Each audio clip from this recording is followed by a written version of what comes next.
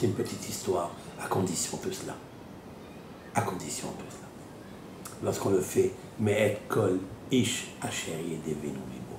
Tout, c'est bien, mais à Kadougou, cherche une seule chose. Je te donne mon argent. Tu fais avec mon argent. Tu crées mon nom comme tu veux. Je te laisse. Tu as le libre arbitre. Tu peux créer le nom de Dieu 4 fois. Tu peux le graver sur ton front toute la semaine pour te sauver des accusations, te sauver de tout ce que tu veux, tout ce que tu désires. Fais-le. Mais une condition, je demande.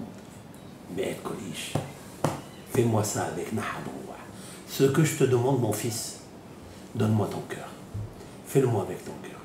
Fais-le-moi avec une bonne volonté, Irhava, avec une volonté nécessaire pour provoquer l'émergence de Nahadouah.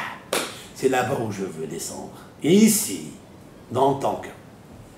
Le Harizal a raconté dans sa vie, il a raconté à ses élèves à propos d'une personne pauvre qui est rentrée écouter un cours du Maharam al-Shir.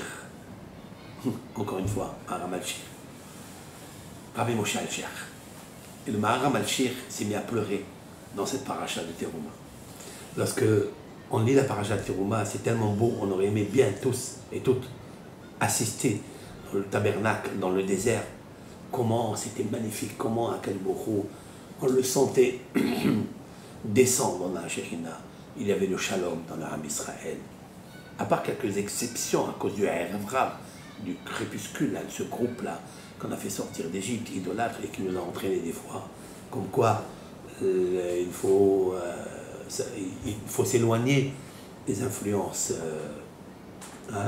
svivotes qui nous entourent des fois. Et voilà que Maharam al-Shir s'est mis à pleurer et dit aujourd'hui on n'a plus de Beth Amikdash. Où est la menorah? Où est le haron? Où est la table où étaient posés les pains de préposition? Il n'y a plus de propositions à faire. Alors nous sommes disposés à quoi? Inverser des larmes, faire des larmes.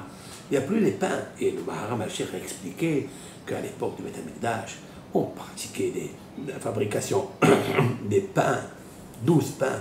Et ces pains-là, on les posait sur la table, le shulhan, qui était en face de la menorah. Ces pains, ils gardaient le visage net, frais, comme chaud, dit la Gemara, depuis le début de la semaine jusqu'à la fin de la semaine. Et il pleurait. Aujourd'hui, il n'y a plus. Hakadosh Baruch Hu, il avait un nahad rouah de ces pains extraordinaires. Bien sûr, il y a tout un système kabbalistique à développer ici. Et qu'est-ce que fait le pauvre qui écoute ça? Il dit quoi? Hakadosh Baruch Hu, il n'a plus le pain. Ça veut dire qu'il ne mange plus. Quoi? Un tamim, c'était un kafri, c'était un villageois. Donc, vous savez un petit peu. Tamim était naïf. Quoi. Il rentre chez lui à la maison et il dit écoute, il parle à sa femme, il dit voilà ce que le rabbi a dit. Dites-moi, on va se mettre ensemble, on va préparer des pains et on va lui donner à Kalbourou à manger. Il dit très bien. Oui. Alors elle aussi, elle était mima. Elle dit d'accord. Et elle prépare 12 pains.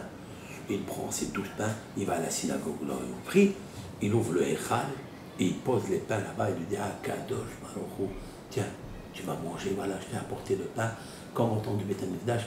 Eh bien, il parle avec Akadosh Baruch Hu, il lui dit voilà, mange Akadosh Baruch Hu. Très bien, toutes les semaines, il fait une chose pareille. Donc, il est heureux, il est content que c'est lui qui a cette mission de donner à manger à Akadosh Baruch Hu. Et voilà que quand il arrive, le vendredi d'après, il ne voit plus les pains, il ouvre le Echal, il ne voit plus les pains, il dit Baruch Hashem, Akadosh Baruch Hu a mangé. C'est l'oros d'Elohim. En fait, qu'est-ce qui se passe? C'est que le shamash, quand il arrive pour nettoyer la synagogue pour le Shabbat, eh bien, il prépare, il enlève la poussière, il regarde le Sefer Torah, il brosse un petit peu la nappe qui est autour du Sefer Torah, et il voit qu'il y a des pains. Et lui, Miskin, ce shamash, il n'a pas beaucoup, il a une famille nombreuse, il n'a pas beaucoup à manger. Il dit tiens, Kadosh Baruch Hu, il m'a envoyé 12 pains pour Shabbat. Et il prend ces 12 pains et il réjouit ses 12 enfants qu'il a chez lui à la maison. Et donc, d'un côté, le pauvre avait une grande simha. Le shamash qui était pauvre, famille nombreuse, il avait une grande simha. Imaginez la joie que Akadosh Baruch Hu il avait. Mais Akadosh Baruch Hu, vous savez qu'il mangeait avec ça. C'est autrement dit, c'est Akadosh Baruch Hu, il a nahad rouah de ces deux choses. Un jour, le Rav de la synagogue était en train d'étudier Shnaï Mikra Mehatargum, que l'on pratique tous les vendredis, et il voit ce shamash rentrer avec les pains. Il va, il écoute, il dit Hakadosh Baruch Hu, voilà, je t'ai amené les pains comme d'habitude, et voilà, je ne les trouve plus, Baruch Hashem, tu manges, etc. Il était Balev Shelo, il donnait à Hashem Itbarach. Très bien. Et voilà que le Rav lui dit viens ici, qu'est-ce que tu fais? Et il lui explique, il lui dit j'ai entendu que tu disais donne à Hakadosh Baruch Hu à manger, Hakadosh Baruch Hu il mange. Mais je vais t'expliquer, naïf que tu es.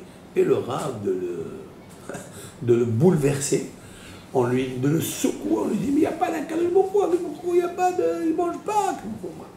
Très bien. Et je vais te montrer la preuve. Il attend 1 heure, et voilà le shamash, il arrive. Et le Rav de demander au shamash devant le pauvre, il lui dit, dis-moi, Moshe, explique-moi, tu achètes les halot Shabbat, qu'est-ce qui prépare pour toi les halot? Et il a dit, le shamash au Rav, Hakadosh Baruch Hu, il m'envoie du pain, 12 pains d'en haut.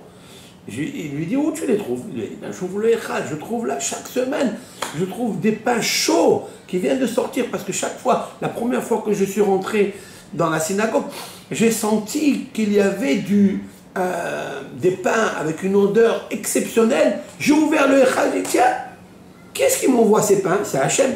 Voilà. Alors, il se tourne vers le pauvre, le Rav, il dit, tu es bon, qui est-ce qui mange ton pain?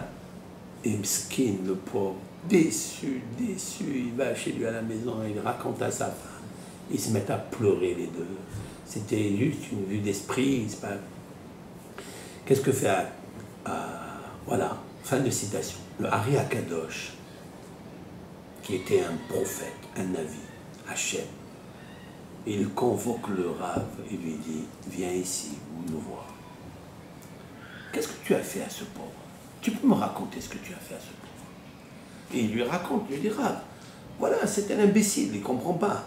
Voici, il lui a dit, Arizal, tu as fait une chose grave, très grave. Mais qu'est-ce que j'ai fait? Je lui ai dit la vérité. Et le Arizal lui a dit, tu fais quelque chose de grave, parce que depuis que le monde a été créé, et depuis que le Beth Amikdash a été détruit, il n'y a pas eu une satisfaction à Hachem comme celle du pauvre, qui a préparé avec son cœur. Il a préparé à Hakadosh Baruch Hu. Il ne suffit pas d'avoir de l'argent et de donner des milliards, c'est pas ça. Il ne suffit pas d'avoir 10 shekels et donner 1 shekel. C'est extraordinaire selon l'effort que vous faites. Ce pauvre, il a fait un effort exceptionnel. Ce pauvre, il a pris Hachem Itbarach avec lui grâce à ces 12 pains qu'il mettait là-bas. Il a rendu Sameach, le ciel, et Pamalia Shelmala, toute la famille céleste, il l'a rendu grâce à toi. Et toi, tu es venu, tu lui as enlevé cette simha. Et tu as enlevé la simha du shamash qui ne savait pas, qui a cru que c'est comme ça. Tu leur as enlevé la naïveté, cette perfection. Alors sache que demain, tu ne vas pas te réveiller. Fin de citation, je vous dis ce que le Harizal dit. Tu ne pourras pas vivre. Et comme ça, ce monsieur a fait teshuva la veille, et le lendemain, il ne s'est pas réveillé. Qu'est-ce que c'est? C'est bien avec les terouma. La mitzvah tzedaka, mais c'est bien aussi. Mais il faille que ton cœur soit l'élan. Même une fois dans ta vie, une fois, j'ai envie de réussir moi, j'ai envie de réussir quelque chose. Que je fasse la mitzvah que personne ne sait. Que à Hakadosh Baruch Hu. Mais je veux m'assurer que je le fasse que pour lui provoquer Nahadouah, c'est-à-dire le nerf. C'est cette nerf, cette lumière qui est intense, qui résonne dans mon cœur pour prendre Hakadosh Baruch Hu avec moi, pour qu'il réside ici. Mais ça même une fois dans ma vie, une fois, je n'ai pas encore réussi. Je ne pense pas avoir réussi. Et ça, Be'ezat Hashem, je veux faire ça. Je veux faire pour Hakadosh Baruch Hu. Et quand on arrive à ça, la lumière, comme ça, de la Neshama, elle sort, elle émerge. Si on ne l'a pas encore, c'est que on n'a pas fait les choses comme il faille les faire. Et Ratson, Itbarach, qu'on fasse la tzedaka, pas pour te faire seulement plaisir, pour t'amener chez nous, ici, dans notre cœur. Comme ça, vers Assouli Mikdash, comme ça, tout le Ham Israël fera un sanctuaire bientôt à la venue de Mashiach. Et je résiderai parmi vous, et bien Israël, dans votre cœur.